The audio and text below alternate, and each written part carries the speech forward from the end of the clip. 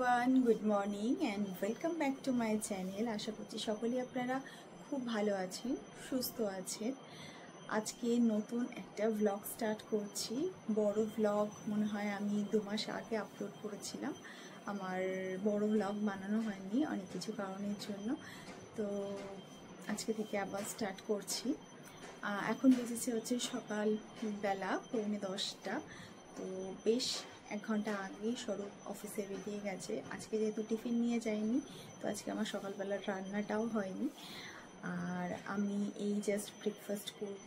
আর তো চলুন আপনাদের সাথে একটা নতুন ব্লগ শেয়ার করা যাক।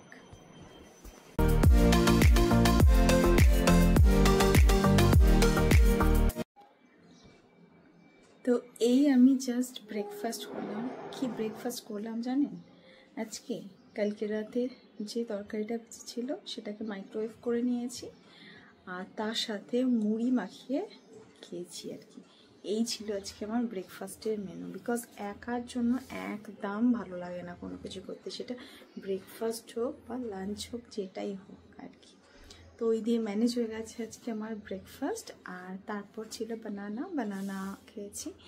তো এখন আমি আমার যা যাবতীয় কাজকর্ম থাকে মোটামুটি সব কিছু সেরে নিই। যেমন এখন একটু রান্নার জোগাড়টা করে নিলাম, কারণ আজকে আমার সন্ধ্যেবেলা আঁকানো আছে, তো সেই জন্য সেই জায়গাটা আমি আর রান্না করতে পারবো না। তাই মোটামুটি রান্নার জোগাড় টোগাড় সব কিছু করে রাখলাম। আর সকালবেলা একজনের মতো যেরকম খাই সেরকমভাবে আমি জোগাড়টা করে রেখেছি। আর একটু পরে আমি রান্না করব। এখন এই 10:10 বাজছে, তো একটু পরে করব, কারণ বেলা করেই যদি খাওয়া হয় তাড়াতাড়ি রান্না করে তো কোনো লাভ নেই। তো চলুন এবার কি করি আপনাদের সাথে শেয়ার করছি। কালকে না বৃষ্টি হয়ে ভেবেছিলাম যে ওয়েদারটা একটু ঠান্ডা হবে। সকালবেলা তো ঠান্ডা ছিলই ভালো মতো, মানে ভোরের দিকে এমন হয়েছিল যে গায়ে চাদর দিতে হচ্ছিল। বাট এখন আবার যেকে সে গরম পড়ে গেছে, আর বাইরেটা বেশ রোদ উঠে গেছে। তো এই গরমের হাত থেকে না কারোরই নিস্তার নেই, এই নিয়েই চলতে হবে। তো আজকে আমার এই কিছু পেন্ডিং কাজ আছে, যেমন আমার এই কয়েকদিন ধরে বাইরে বেরোনোর জন্য না একদম মানে আমি সময় পাইনি। তো এই কিছু জামা কাপড় জমেছে, যে ভালো জামা কাপড়, তো সেগুলো তো আর ওয়াশিং মেশিনে দিলে চলে না। আর ভালো জামা কাপড় কোনটা রং উঠে যাবে না উঠে যাবে, তো এইগুলো আমাকে পুরো আলাদা আলাদা করে সব কিছু হাতে আমাকে কাচাকুচি করতে হবে। তো এই আর কি করবো এখন। এই যে দেখছেন এখানে এই সব জামা কাপড়গুলো আমি আলাদা আলাদাভাবে মেখে রেখে তারপর কাচবো। এই কাজটা একটু বিরক্তি লাগে, বাট কিছু করার নেই। ভালো জিনিসের মেনটেন করতে গেলে একটু তো খাটনি পড়েই যায়। তো এই অ্যামাজন থেকে একটা পার্সেল এসেছিল। ইদানিং আমি এত বেশি পেটের প্রবলেমে ভুগছি না, তো এই যে এই জিনিসটা আমি আনিয়েছি। এটা দেখা যাচ্ছে না, উল্টো দেখাচ্ছে, তো আমি আবার দেখিয়ে দিচ্ছি। এটা হচ্ছে বেসিল সিড। দোকানে সার্চ করেছিলাম তো অ্যাভেলেবেল ছিল না, সেই জন্য ভাবলাম আবার অ্যামাজন থেকে অর্ডার করা যাক। কোনোদিন খাইনি, খেয়ে দেখবো। তো বলে এটা বেশ ভালো খাওয়া আর কি এই গরমের জন্য। দেখিয়ে দিচ্ছি দাঁড়ান একবার প্রোডাক্টটা। এই যে এই হচ্ছে প্রোডাক্টটা, এই ট্রু এলিমেন্টসের বেসিল সিড। দেখা যাবে এবার খেয়ে কেমন, তারপর আপনাদেরকে আমি ফিডব্যাক দেবো।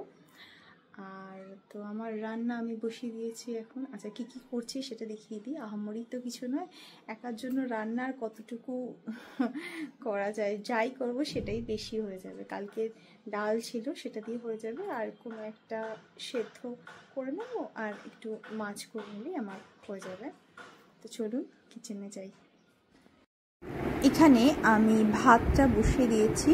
আমার সকাল আর রাতের ভাত আমি একসাথেই করে রাখি, তো রাতে একটু গরম করে নিই, তারপরেই সেটা খাওয়া হয়ে যায়। তো মাছ আর করলাম না, সেই জন্য ভাবছি এই যে ডিমটা করে নেবো। আর ডিমের ভুর্জিটা খুব ইজিলি করাও যায় আর তাড়াতাড়ি হয়েও যাবে। একার রান্না ঝটপট যত হয় তত ভালো। আর ফ্রিজ থেকে কালকের এই যে ডালটা আমি বার করে রাখছি, কারণ এটাকে ভালো করে ফুটিয়ে নিতে হবে।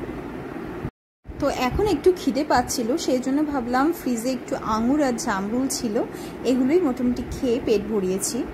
বাকি যে কাঁচা আমটা ছিল সেই আমটাকে আমি এরকমভাবে কেটে জলে দিয়ে প্রেসার কুকারে সেদ্ধ করে রেখেছিলাম বিকালবেলা আম পান্না শরবত করব বলে। আর এখানে একদিকে আমি আম সেদ্ধ করতে বসেছি আর একদিকে আমার ভাত প্রায় হয়ে এসেছে। এরপরে আমি স্নান করে পুজো করতে চলে এসেছি। আর দেখুন আমার গাছে এই কয়েকটা নয়নতারা ফুল ফুটেছিল, তো এগুলো দিয়েই ঠাকুরকে সাজিয়ে দিয়েছি। আর এখানে আমি একটু পুজো করে নিচ্ছি, তো এই সময়টা আমার বেশ ভালো লাগে। এখন বাজে হচ্ছে বেলা 1:45, আর আমি এখন লাঞ্চ করে নেবো। তো আজকে দেখাই আমার লাঞ্চের মেনুতে কী কী আছে। একদম সিম্পল একটা লাঞ্চ, যাই হোক আপনাদের সেটা দেখিয়ে দিই কী খাচ্ছি আজকে লাঞ্চে। এখানে আছে ভাত, হচ্ছে আলু সেদ্ধ, আর ডালটা ছিল কালকেরই, তো এটা হচ্ছে আম দিয়ে টক ডাল করেছিলাম। এখানে শসা আছে, ডিমের ভুজি করে নিয়েছি। জন্য না আর মাছ করতে ইচ্ছা হলো না, তাই হচ্ছে একটু ডিম খেয়ে নিই। অনেকদিন ডিমটাও খাওয়া হয়নি, তো সেই জন্য।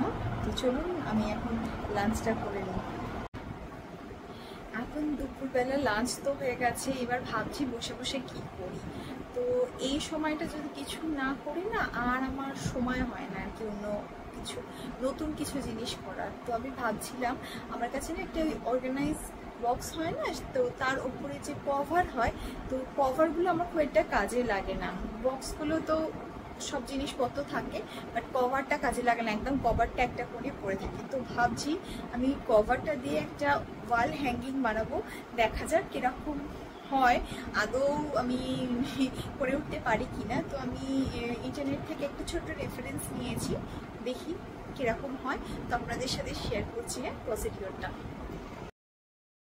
এই হচ্ছে সেই অর্গানাইজার বক্সের কভারটা। তো এটা একদম এক কোনায় পড়ে থাকতো, তাই আমি ভাবলাম এটার মধ্যে কিছু করা যাক আঁকিবুকি।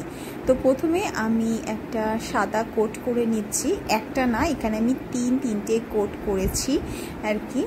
তো আমি এখানে অ্যাক্রিলিক কালার ইউজ করছি। আর এই যে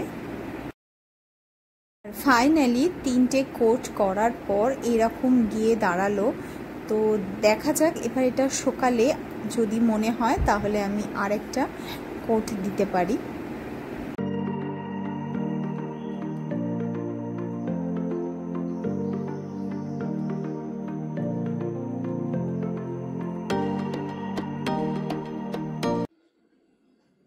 দুপুরবেলা একটা আপনাদের সাথে ডিআইওয়াই শেয়ার করছিলাম, বাট ওটা কমপ্লিট হয়নি, ওটা পরে আমি শেষ করব, তারপর আপনাদের সাথে শেয়ার করব। কারণ এত পিঠে যন্ত্রণা করছিলাম, আমি আর বেশিক্ষণ বসে থাকতে পারিনি।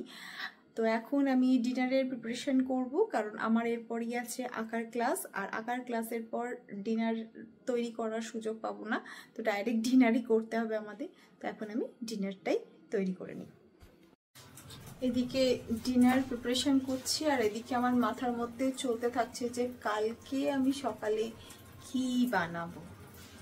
তো এইটা হচ্ছে একটা বড় প্রশ্ন, রেগুলার রোজের রোজ কি বানানো যায়। এটা যদি আগে থাকতে ঠিক না করা যায় না, তাহলে খাওয়ার করতেও যেমন অসুবিধা হয়, তেমন খাওয়ার করতেও অনেকটা টাইম চলে যায় আর কি। মানে মোটামুটি এগুলো জানা থাকলে ম্যানেজ হয়ে যায় ব্যাপারগুলো। আজকের লাঞ্চটা যেমন ছিল সিম্পল, তেমনি ডিনারটাও খুবই সিম্পল। এখানে আমি তেল বসিয়ে দিয়েছি কড়াইতে, আর আজকে হচ্ছে পটল আলুর তরকারি আর রুটি।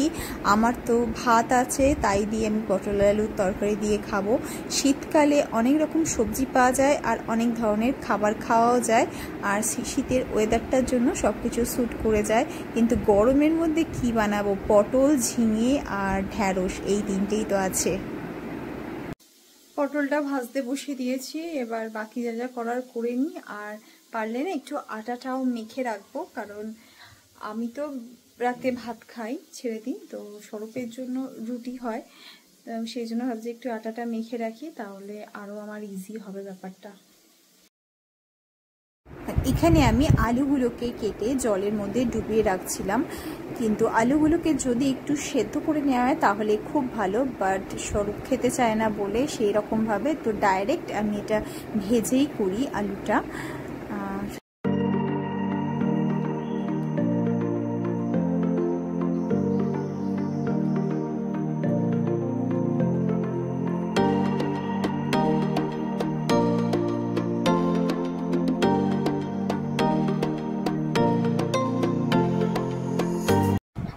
তাহলে আমি দেখাচ্ছিলাম না যে কালকে আমি আম দিয়ে টক ডাল করেছিলাম, তো অর্ধেকটা আম বেঁচে গিয়েছিল, অর্ধেকের বেশি ইভেন বেঁচে গিয়েছিল। তো সেটা আমি দুপুরবেলা ওটাকে সেদ্ধ করে ফ্রিজে রেখে দিয়েছি। তো ওইটা দিয়ে আমি আম পান্না বানাবো।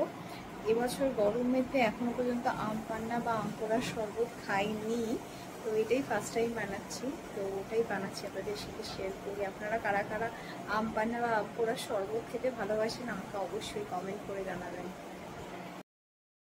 ওই সেদ্ধ আমগুলোকে নিয়ে তার মধ্যে পুদিনা পাতা, আখের গুড় অথবা বাতাসা অথবা চিনি, যেটা যে চাইবেন সেটা ইউজ করতে পারেন। একটু বিট নুন আর ভাজা জিরের গুঁড়ো দিয়ে দিয়েছিলাম। তো এই যে এইটা হচ্ছে ফাইনালি আম পান্নার শরবত। আর হ্যাঁ, অবশ্যই ঠান্ডা জল দিয়ে ব্লেন্ড করে নিয়েছি। আর সন্ধে হয়ে এসেছে তখন। আর এই যে এখানে আমি একটু পর্দাটা সরিয়ে দিয়ে জানলাটা খুলে দিচ্ছি, কারণ গরমেতে সকাল থেকে জানলা দরজা বন্ধ থাকে, একদম সাফোকেটিং একটা পরিবেশ হয়ে যায়।